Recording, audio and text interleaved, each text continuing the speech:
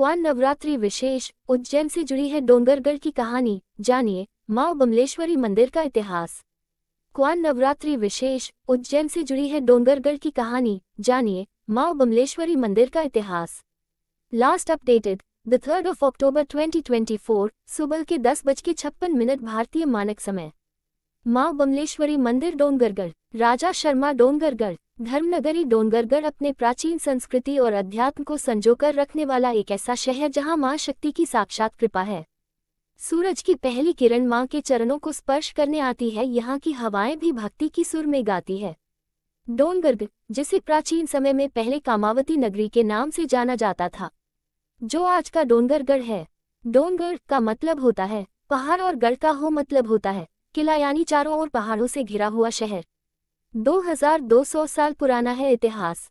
मां बमलेश्वरी का अलौकिक धाम छत्तीसगढ़ के राजनांदगांव जिले के डोंगरगढ़ में पहाड़ी पर है। मां के दरबार में दूर दूर से श्रद्धालु अपनी मुराद लेकर आते हैं। 1100 सीढ़ियां चढ़ने के बाद मां के दर्शन होते हैं। लगभग 1100 फीट ऊंची पहाड़ों में मां बमलेश्वरी बगलामुखी रूप में विराजित है। मंदिर का इतिहास 2200 साल पुराना माना जाता है। हर साल क्वार और चैत्र में नवरात्रि का महापर्व धूमधाम से मनाया जाता है। दोनों नवरात्र में मां के दरबार में ज्योति कलश प्रज्वलित किया जाता है। राजा कामसेन मां बमलेश्वरी के बड़े उपासक थे। महाराज कामसेन मां बगलामुखी के बहुत बड़े उपासक थे।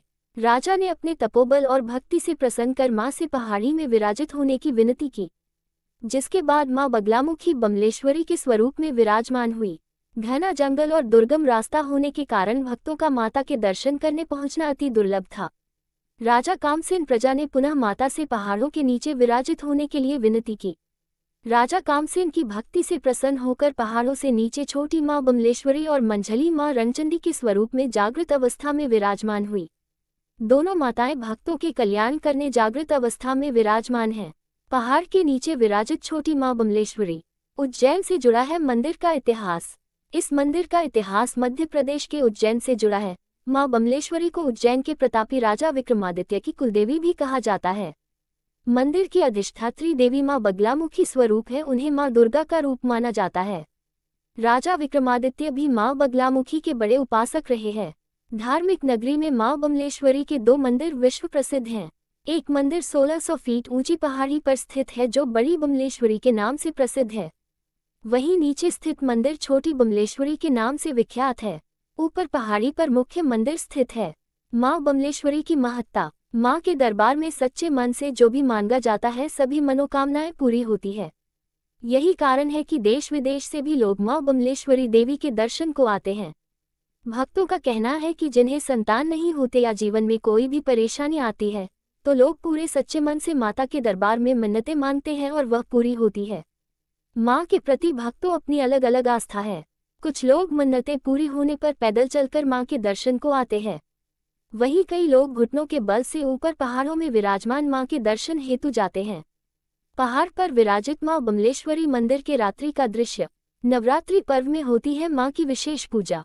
नवरात्रि पर्व में माता जी के 9 रूपों की पूजा अर्चना वैदिक कर्मों और मंत्रों से किया जाता है। विशेष पूजा कालरात्रि सप्तमी को किया जाता है। ऊपर पहाड़ों में प्रज्वलित ज्योति कलश में एक माई ज्योत को ऊपर कुंड में सुबह 4 बजे प्रज्वलित किया जाता है। बाकी के ज्योति कलश में कुंड के पानी का छींटा देकर शांत किया जाता है। नीचे मां के मंदिर में प्रज्वलित सभी ज्योति कलश को शोभा यात्रा निकालते हुए माता शीतला मंदिर पहुंचते हैं और दोनों मंदिरों के माई ज्योत का आपस में मिलन होता है। उसके बाद प्राचीन महावीर तालाब में सभी ज्योति कलश को विसर्जित किया जाता है। मंदिर के दरवाजे में लगाया गया 61 किलो चांदी का परत। इस बार नवरात्रि के पहले दिन यानी एकम को ऊपर पहाड़ों में विराजमान मां बमलेश्वरी मंदिर के दरवाजे में 61 किलो चांदी का परत चढ़ाया गया है। नवरात्र में रोपवे सुबह 7 बजे से रात्रि 10 बजे तक चलाया जाता है। इसी बीच समय को देखते हुए 1 घंटे मेंटेनेंस के लिए बंद रखा जाएगा। उत्तम भोजन के लिए कैंटीन की व्यवस्था, रोपवे में भीड़ की दृष्टि से एयर कंडीशनर, वेटिंग हॉल की व्यवस्था ट्रस्ट की ओर से की गई है।